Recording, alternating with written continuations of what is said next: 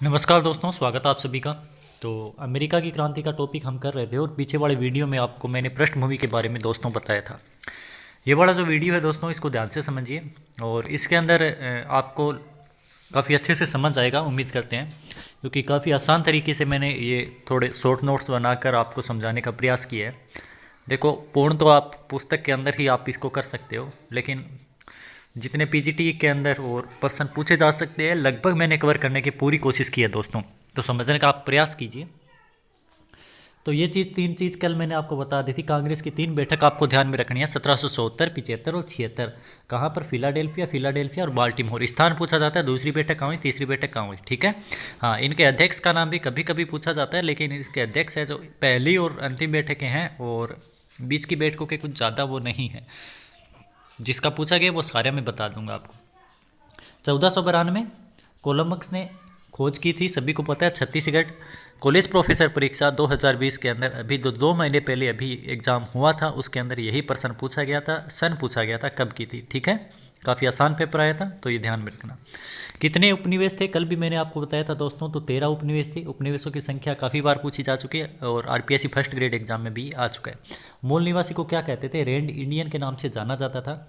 Germany के अमेरिको वेस्पुच्ची के नाम पर, जो कि भूगोलवेत्ता थे, के नाम पर इनका नामकरण हुआ था इस महाद्वीप का। और अमेरिका की क्रांति ने विश्व इतिहास में कई महत्वपूर्ण परिवर्तन किए। ये परिवर्तन क्या क्या किए थे कि अमेरिका की क्रांति से पहली बार विश्व में प्रजातंत्र की स्थापना हुई है। ये बहुत ही महत्वपूर्ण है और ये काफ़ी बार एग्जाम में पूछा जाता है। लोकतंत्र या प्रजातंत्र की स्थापना किस क्रांति के फलस्वरूप हुई है? कोलंबस ने 1492 में जो खोज की थी, नीनो पीटो व नाउ नामक जहाज से अमेरिका की यात्रा की। नीनो पीटो और नाउ दोनों ही नाम आपको ध्यान में रखने हैं। कौन से 2 जहाज हैं? नीनो पीटो और नाउ। अमेरिका में सबसे पहले बस्ती यदि आती है दोस्तों बसाने की बात, तो सबसे पहले बस्ती किसने बसाई, ये आपसे पूछा जाए तो स्पेन ने सबसे पहले बस्ती बसाई थी। कितनी थी? 13 वो थी, आपको पता है उपनिवेश क्षेत्र थे, 13 बस्तियां थी, इस तरह से आप मान सकते हो। यदि आती है अमेरिका में सबसे पहले बस्ती 1565 में किसने बसाई, तो फ्लोरिडा नामक स्थान पर सबसे पहले बस्ती बसाई जाती है। और किसने बसाई है? स्पेन ने बसाई है, पहली बस्ती की स्थापना की। यह बस्ती सेंट ऑगस्टिन द्वारा बसाई गई थी।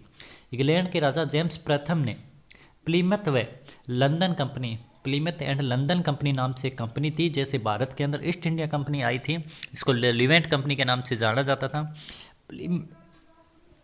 प्लीमथ व लंदन कंपनी को अमेरिका में व्यापार करने की अनुमति दी। अतः 1607 में कप्तान क्रिस्टोफर के नेतृत्व में, ये ध्यान में रखना, 1607 क्रिस्टोफर और वर्जीनिया के जेम्स टाउन नामक स्थान पर इंग्लैंड की पहली बस्ती बसाई गई थी। दोनों ही तथ्य मैं आपको वापस बताता हूँ। यदि प्रश्न आता है कि अमेरिका में सबसे पहले बस्ती किस स्थान पर और किसने बसाई थी, तो फ्लोरिडा नामक स्थान पर स्पेन के द्वारा 1565 में बस्ती बसाई गई थी। और यदि इंग्लैंड का आता है कि किस कंपनी ने, तो कंपनी आपको बता दिया मैंने, और कब बसाई गई है? 1607 के अंदर क्रिस्टोफर के नेतृत्व के अंदर। कहाँ पर? जेम्स टाउन, जो कि है।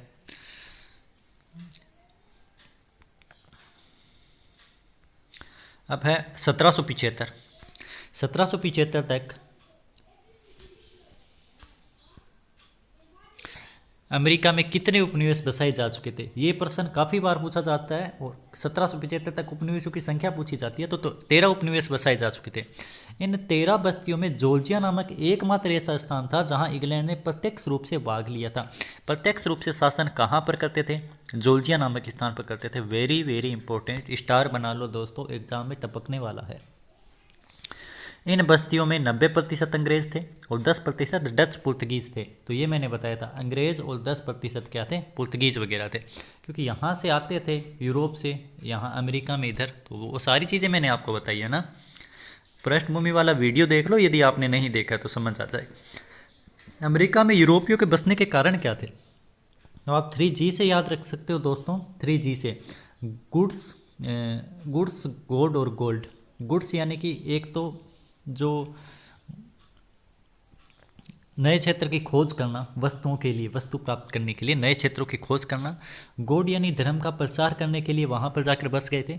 और यूरोप में जो गृह युद्ध थे, तो गृह युद्ध से मुक्ति पाने के लिए वहाँ पर भी बस गए थे। तो इस तरह से ये है। ध्यान में रखना। ये गृह युद्ध वाला कल मैंने आपको एक ही रीजन बताया था, तो जो रीजन है वो 3-4 रीजन है मुख्य तौर से, ये तीनों ही आप ध्यान में रखना।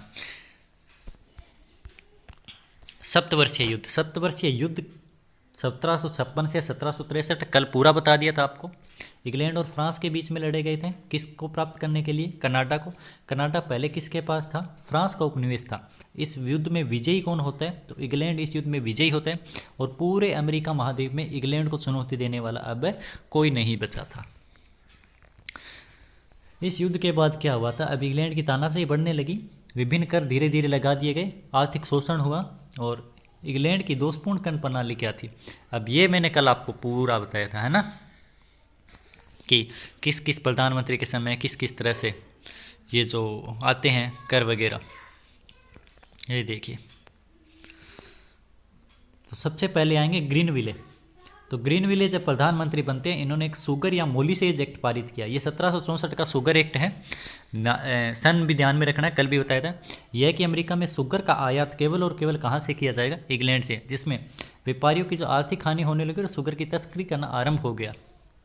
अतः इंग्लैंड ने एक वारंट चलाया था, खोजी वारंट। ये प्रश्न पूछा जा चुका है कि खोजी वारंट या रीट ऑफ असिस्टेंट ये किस एक्ट के समांतर चलाया गया था? इस तरह का प्रश्न आ चुका है, तो ये आप ध्यान में रखना। शुगर एक्ट या मोलिसेज एक्ट के कारण ये चलाया गया था, ताकि जो तस्करी वहाँ पर कर रहे हैं उनको पकड़ा जा सके। ग्रीनविले की सरकार ने दूसरा जो एक्ट लेकर आई थी, वो लेकर आई थी स्टाम्प एक्ट 1765 के अंदर। ये शुरू वाले महीने में लाई थी, जनवरी फरवरी के अंदर। अमेरिका में सभी न्यायिक व गैर न्यायिक कागजों पर 2 पैसे से 6 पैसे, ये ध्यान में रखना दोस्तों, 2 पैसे से 6 पैसे, जैसे यहाँ पर पैसा होता है तो वहाँ पर पैंस होता था, 2 पैसे से 6 पैसे तक का स्टाम्प अनिवार्य कर दिया। यानी कि एक तरह से आप मान सकते हो, जैसे अपने स्टाम्प लेते हैं तो उसके ऊपर टिकट लगाना अनिवार्य। जो टिकट थी 2 पैसे 6 पैसे की टिकट आती थी। न्यूयॉर्क के पैट्रिक हेनरी के नेतृत्व में इसका विरोध हुआ। स्वतंत्रता के पुत्र और स्वतंत्रता की पुत्रियां नाम के संगठन बने। ये प्रश्न आरपीएससी में पूछा जा चुका है, वापिस बता रहा हूँ। एक तो पेंस आपको ध्यान में रखना। स्टाम्प एक्ट कौन सी सरकार लेकर आती है? ग्रीनविले की सरकार। कितने पेंस तक का? 2 से 6 पेंस तक का था। और स्वतंत्रता के पुत्र और स्वतंत्रता की पुत्रियां नाम के संगठन बने थे इस एक्ट के विरोध में। एक आपको ध्यान में ये रखना है कि जो शुगर एक्ट था, तो शुगर एक्ट के जो तस्करी आरंभ हुई थी, तो इसको तस्करी को रोकने के लिए कौन सा एक जो है पारित किया गया था अधिनियम? ये मैंने आपको बताया था, रीट ऑफ असिस्टेंट वाला। तो स्वतंत्रता के पुत्र और एक ये पैट्रिक हेनरी वाला। तो अमेरिका में नारा दिया गया था, इस एक्ट के विरुद्ध में ही नारा दिया गया था, जो अमेरिका क्रांति में बहुत ही पॉपुलर हो गया था कि प्रतिनिधि नहीं तो कर नहीं। जेम्स ओटिस के द्वारा ये नारा दिया गया था, ये ध्यान में रखना। ये सारी चीज़ें महत्वपूर्ण है और सारी एग्जाम में पूछी जा चुकी है और आने की पूरी संभावना होती है यहाँ से। स्टाम्प एक्ट के कारण ग्रीनविले की सरकार गिर जाती है और रोकिंघम के नेतृत्व में नई सरकार का गठन होता है। नई सरकार जिसने डिक्लेमेटरी एक्ट पारित किया और जिससे स्टाम्प एक्ट निरस्त हुआ। तो स्टाम्प एक्ट को निरस्त करने वाला एक्ट कौन सा है, ये भी पूछा जाए तो डिक्लेमेटरी एक्ट है, और जो किसने पारित किया था? रोकिंघम की सरकार ने। कन्फ्यूज़ यहीं पर ही होता है बच्चा, इसलिए मैं इन टॉपिक पर ज़्यादा ध्यान दे रहा हूँ। आगे जो लड़ाइयाँ हैं वो सभी पढ़ते हैं और आराम से याद भी होती है, उसमें कोई दिक्कत नहीं है। एक्ट का बारे में ज़्यादा ध्यान में रखना, और पर्सन यहाँ से ज़्यादा पुटअप होते हैं। लेकिन यह भी कहा गया कि जो रोकिंघम की सरकार बनी, जिसने इंग्लैंड को अमेरिका पर कर लगाने का पूरा अधिकार है, ये भी कह दिया। हालांकि इन्होंने डिक्लेमेटरी एक्ट के द्वारा ये स्टाम्प एक्ट निरस्त जरूर कर दिया, लेकिन रोकिंघम की सरकार ने 2 और एक्ट पारित किए, जिसमें पहला है क्वार्टरिंग एक्ट। यह भी 1765 के अंदर आते ही इन्होंने लगाया। इंग्लैंड की सरकार ने अमेरिका में इंग्लैंड की सेना रखना अनिवार्य कर दिया, और इस सेना का जो खर्चा है वो अमेरिका से ही वसूलना तय हुआ। अमेरिका के गेंज नामक स्थान पर यह सेना रखी गई। तीनों ही चीज़ें मैंने कल आपको बता दी थी। जैसे यहाँ पर वेलेजिली वाली वो सहायक संधि है, वैसे ही वहाँ पर ये क्वार्टरिंग एक्ट था। तो क्वार्टरिंग एक्ट के तहत क्या था, ये प्रश्न पूछा जाता है। तो क्वार्टरिंग एक्ट के तहत क्या था, पूरी चीज़ें आपको पता है। इसके बाद में अगला एक्ट लेकर आए थे करेंसी एक्ट 1765 में। मुद्रा का प्रचलन, हुंडी जो थी उस पर प्रतिबंध लगा दिया, जो कि व्यापारी वगैरह हुंडी यूज करते थे वहाँ पर। इन आर्थिक कानूनों के कारण रोकिंघम की सरकार भी गिर जाती है, और इंग्लैंड के अंदर विलियम पिट की नई सरकार बनती है, और टाउनशेंड विलियम पिट के वित्त मंत्री बन जाते हैं। ये कल चीज़ आपको बताई थी मैंने। तो करेंसी एक्ट का ध्यान में रखना है दोस्तों, और क्वार्टरिंग एक्ट कह वाले दोनों ही हैं, वो रोकिंघम की सरकार में है। अब टाउनशेंड की कर योजना 1767 के अंदर टाउनशेंड ने अपनी कर योजना प्रस्तुत की। टाउनशेंड द्वारा अमेरिका में 5 वस्तुओं पर कर लगाया गया। चाय, शीशा, कागज़, धातु, रंग। ये 500 तो आपको एक साथ नाम बोलने, और 500 में से एक नाम ऐसा देगा कि कौन सी चीज़ नहीं था। तो चाय, शीशा, कागज़, धातु, रंग, चमड़ा वगैरह ऐसे ऑप्शन आए तो ये देख लेना आप, ठीक है ना।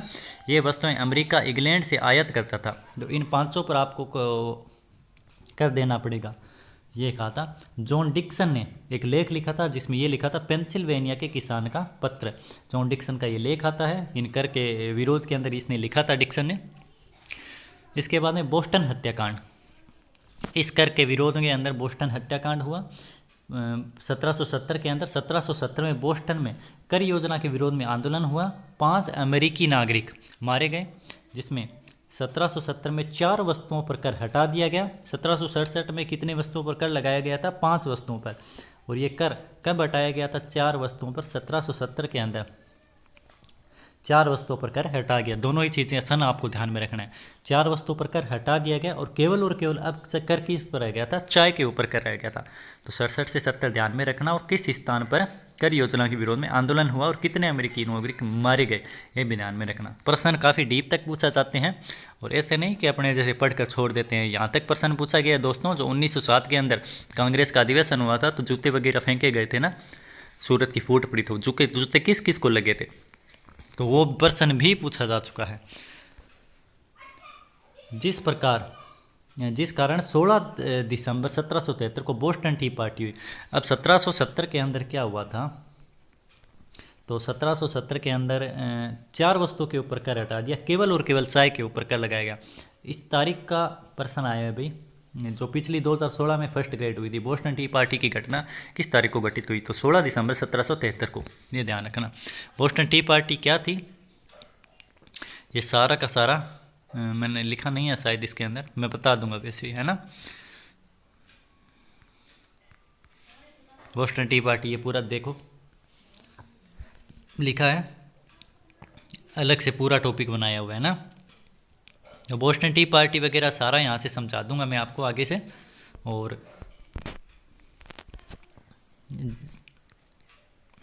धन्यवाद दोस्तों, जो वीडियो काफ़ी लंबा बन गया है, 12-13 मिनट का वीडियो हो गया है। और जो टॉपिक अभी तक मैंने पढ़ाया है इसको पूरा अच्छे से रिवाइज करना। बौद्धिक चेतना से आरंभ करूँगा और बौद्धिक चेतना से आरंभ करके आगे आपका देखो ये बोस्टन टी पार्टी आ जाएगी। बोस्टन टी पार्टी एक आपको ध्यान में रखना है। और फिलाडेल्फिया का प्रथम सम्मेलन मैंने आपको बताया था 1774 में, पहला सम्मेलन फिलाडेल्फिया में होता है। फिलाडेल्फिया का दूसरा सम्मेलन 1775 और तीसरा सम्मेलन आपको पता ही है फिर वो बाल्टीमोर वाला। प्रमुख घटनाएं बंकर हिल का युद्ध वगैरह, बंकर हिल का युद्ध हो गई, फिर पर बंकर हिल का युद्ध वापस एक पेज 2 बार टाइप हो गया, सॉरी प्रिंट वो आ चुका है स्कैन होकर। सेराटोगा का युद्ध आ गया, ये पूछा गया था। किंग माउंटेन का युद्ध, यॉर्कटाउन का युद्ध, ये 4-5 युद्ध हैं। फिर पेरिस की संधि, हाँ ये चीज़ ध्यान में रखना, थोड़ी सी पृष्ठभूमि और तैयार हो जाएगी। पेरिस की संधि अमेरिका की क्रांति के फलस्वरूप कौन सी संधि होती है? अमेरिका की क्रांति के फलस्वरूप पेरिस की संधि होती है 1783 के अंदर। इंग्लैंड और अमेरिका की ओर से किसने भाग लिया था? ओसवाल्ड और बेंजामिन फ्रैंकलिन ने भाग लिया था। पेरिस नामक स्थान पर फ्रांस की मध्यस्थता में ये संधि होती है। यह संधि इंग्लैंड के द्वारा अमेरिका, फ्रांस, स्पेन, हॉलैंड के साथ संपन्न की गई थी। एक साइड इंग्लैंड आएगा और एक साइड इतने देश मिलेंगे। क्यों संधि की गई थी सारा अपने पर्सन जो है वो क्लियर कर लेंगे। ठीक है दोस्तों, आगे वाले वीडियो को इंतजार कीजिए, लगभग 1 या 2 वीडियो और आने वाले हैं, आपकी अमेरिका की क्रांति पूरी हो जाएगी। धन्यवाद दोस्तों, यदि नए हैं तो सब्सक्राइब वगैरह कर दिया करो। वैसे तो मैं बोलता ही नहीं हूँ सब्सक्राइब का, आपको पता ही है, इसलिए इतने कम सब्सक्राइबर हैं, 400 से 500 सब्सक्राइबर हैं। और मैटर आपको मिल रहा है, आपको यदि ऐसे लग रहा है कि कंटेंट शानदार है तो कंटेंट शानदार है तो आप देख लो, सब्सक्राइब वगैरह कर दिया करो, बोलना नहीं पड़े। Thank you.